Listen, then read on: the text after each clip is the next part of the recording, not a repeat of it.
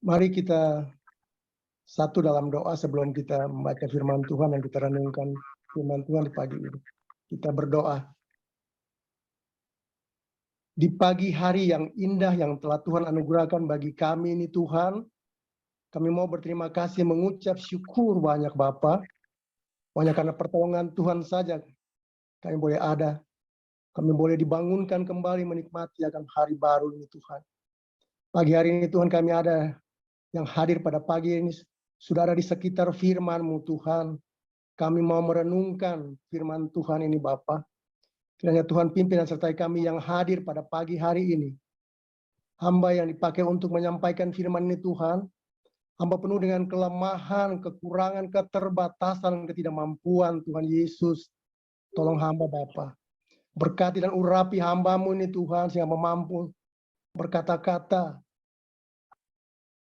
hanya kepada-Mu Tuhan yang berharap dan kami berharap Tuhan. Inilah doa kami, ungkapan syukur dan permohonan kami Tuhan. Pimpin kami dari awal hingga akhir. Ampuni dosa salah kami Bapa. Dalam Kristus Tuhan kami berdoa pada Bapa di surga. Terpujilah Kristus Tuhan dan Juru Selamat kami. Amin. Bapak Ibu Saudara kekasih dalam Tuhan Yesus Kristus. Pembacaan firman Tuhan pada pagi hari ini hanya satu ayat, saya ambil dari Injil Matius 7 ayat 12. Saya akan membacakan untuk Bapak Ibu dan kita semua. Dan saya masih memakai Alkitab Ejaan Lama. Karena Ejaan Baru saya belum punya karena ada tapi yang kecil, tulisannya kecil kata Pak Tri. Jadi saya belum punya. Saya masih pakai yang lama Bapak Ibu. Begini bunyi firman Tuhan dari Injil Matius 7 ayat 12. Segala sesuatu yang kamu kehendaki supaya orang perbuat kepadamu, perbuatlah demikian juga kepada mereka. Itulah isi seluruh hukum Taurat dan kitab para nabi. Demikianlah firman Tuhan pada pagi hari ini. Pujilah Kristus. Haleluya. Bapak Ibu sudah kekasih dalam Tuhan Yesus Kristus. Sebagai tema daripada renungan pagi hari ini, saya beri judul Jangan Egois, Hiduplah dalam Kasih. Bapak Ibu saudara jemaat kekasih dalam Tuhan Yesus Kristus. Dalam hidup kita bersama pada saat ini di tengah-tengah masyarakat maupun di tengah-tengah jemaat. Seringkali kita bertemu dengan orang-orang yang dalam hidupnya maunya senang sendiri atau mau enak sendiri. Tidak mau peduli dengan orang lain alias cuek. Mungkin maunya diperhatikan, tapi tidak mau menghargai atau memperhatikan orang lain. Bayangkan Bapak Ibu jika perilaku tersebut terjadi di tengah-tengah kehidupan persekutuan kita. Orang-orang percaya di gereja kita yang pasti menyedihkan dan memprihatinkan. Egois kalau dalam KBBI artinya orang yang hanya mau mementingkan dirinya sendiri. Ada sebuah cerita atau kejadian yang terjadi dalam kehidupan saya. Berapa waktu yang lalu, seorang teman waktu kita bertemu, tidak sengaja dia menceritakan, kita sudah cerita kesana kesini artinya ngalor ngidul kita, akhirnya dia sampaikan kepada saya begini. Kalau bahasa sehari-hari disampaikan, Nus, tolong dong sampaikan buat teman kita yang satu itu nasihatin. Kenapa? Dia kalau di kompleks atau di kampung bertetangga maunya minta dihormati. Maunya menang sendiri, ada nggak mau peduli dengan tetangga atau warga. Jadi ada kegiatan apapun, mau ikut mau enggak, yang pasti tidak ada kepedulian. Waduh, saya bilang kayaknya nggak pas kalau saya akan sampaikan begitu untuk dia. Sebaiknya kamu yang sampaikan, karena kamu lebih dekat dengan dia, tahu akan tabiat, tahu akan kekurangan, supaya dia ikut berpartisipasi. Dia mau dihormat dan orangnya agak sedikit temperamen, kurang apa saya sampaikan, boleh disampaikan, temanku sampaikan bahwa mungkin punya kelebihan dalam artian dia memandang dia punya ekonominya lebih baik daripada yang lain, sehingga tegur sapa ataupun menghormati orang lain ataupun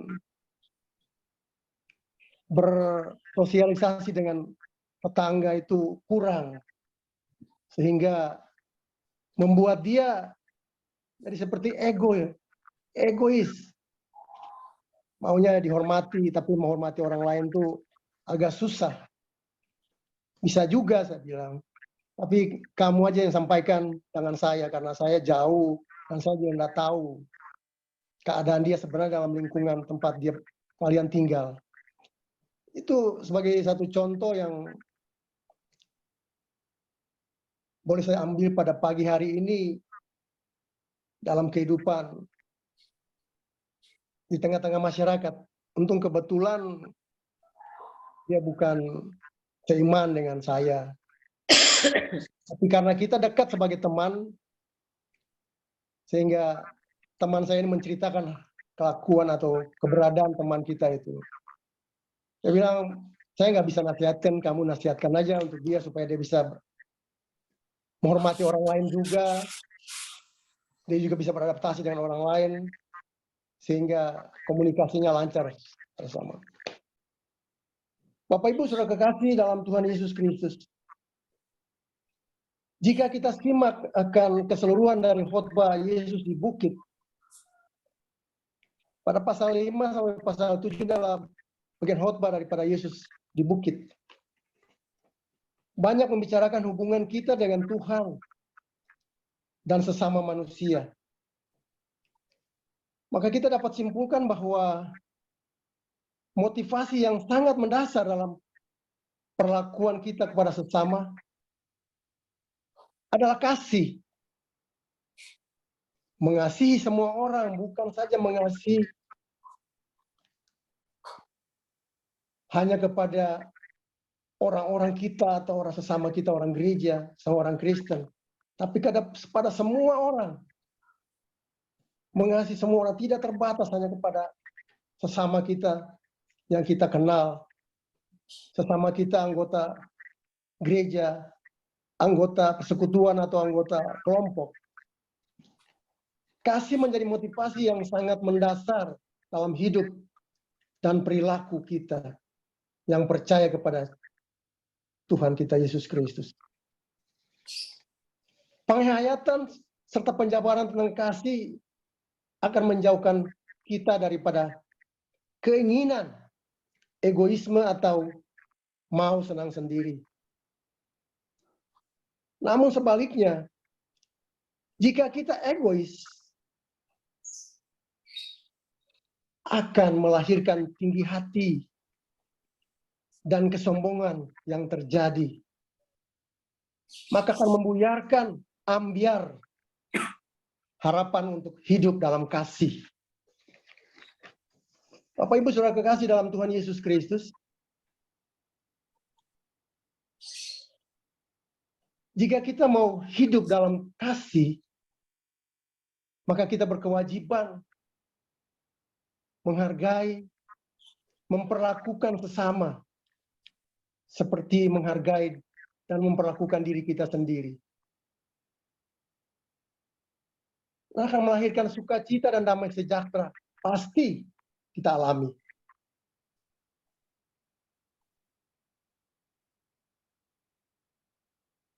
Kita akan memperlakukan sesama dengan baik berdasarkan kasih-Nya. Bapak Ibu Saudara kekasih dalam Tuhan Yesus Kristus, Pembacaan kita pada pagi hari ini sesungguhnya saya mendapatkan bacaan ini 5 tahun, kurang lebih 5 tahun yang lalu, dalam satu acara di gereja. Pak Pendeta Kuku, saya lupa waktu acara apa, mungkin Pendeta Kuku ingat. Kita berapa orang dipanggil untuk maju, mengambil satu tema atau satu gulungan kecil. Dan saya mendapatkan ini. Saya lupa acara apa. Saya bacakan ini, lalu Pendeta Kuku sampaikan untuk saya bahwa Pak Yunus renungkan firman ini, apakah dalam keberadaan kehidupan Pak Yunus menemukan atau apa yang terjadi dengan diri saya. Saya temukan firman ini Bapak Ibu Saudara kekasih dan Pendeta Kuku, mungkin ingat, saya simpan. Dan saya mendapatkan kejadian atau cerita tadi dengan teman saya itu. Sehingga pada pagi ini saya mengangkat firman Tuhan ini untuk kita sekalian untuk merenungkan. Apakah kita sudah saling memperhatikan satu sama lain? Apakah kita sudah saling memberikan teguran sapa? Seperti firman Tuhan katakan, saya ulangi sekali lagi, segala sesuatu yang kamu kehendaki supaya orang perbuat kepadamu, perbuatlah demikian juga kepada mereka. Itulah isi seluruh hukum Taurat dan kitab para nabi. Jangan kita mentingkan diri kita sendiri, mentang-mentang. Karena egois akan menimbulkan ketinggi hatian. Egois akan menimbulkan kesombongan dan lain sebagainya.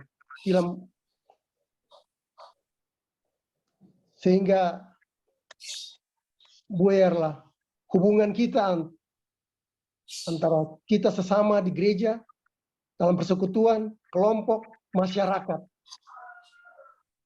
Bapak Ibu Saudara kekasih dalam Tuhan Yesus Kristus. Biarlah kita hadir di setiap kehidupan di mana saja kita berada. Minggu lalu Pendeta Heri dalam penutupan renungan dia katakan, mari kita hadir membawa aura yang positif supaya kita boleh menjadi contoh, kita boleh mau sukacita. Jangan membawa aura yang negatif dalam kehidupan kita, baik sebagai Adi Yuswo, baik sebagai jemaat. Adi Yuswo kita harus menjadi contoh, karena kita sebagai orang tua harus menjadi teladan kepada anak-anak muda. Adi Yuswo kita sebagai orang tua juga menjadi teladan di tempat kita berada, di lingkungan tempat tinggal, rumah kita di mana saja. Menjadi contoh. Jangan menjadi batu sandungan buat orang lain, Bapak Ibu Saudara kekasih. Akhirnya saya menutup renungan pagi hari ini dari Roma 12 ayat 10 yang mengatakan, hendaklah kamu saling mengasihi sebagai saudara dan saling mendahului dalam memberi hormat. Jadi saudara berarti saudara itu bukan hanya terbatas atau terbatas, tapi adalah kita semua bersaudara. Siapapun Tuhan. Dan pada 1 Petrus 5 ayat 5b dikatakan bahwa dan kamu semua rendahkanlah dirimu seorang terhadap yang lain, sebab Allah menentang orang yang congkak tetapi mengasihi orang yang rendah hati. Kiranya Tuhan Yesus Kristus menolong kita untuk mewujudkan kasih Allah dalam kehidupan kita dari hari ke hari. Terpujilah Kristus, Tuhan dan Juru Selamat kita sekalian. Amin.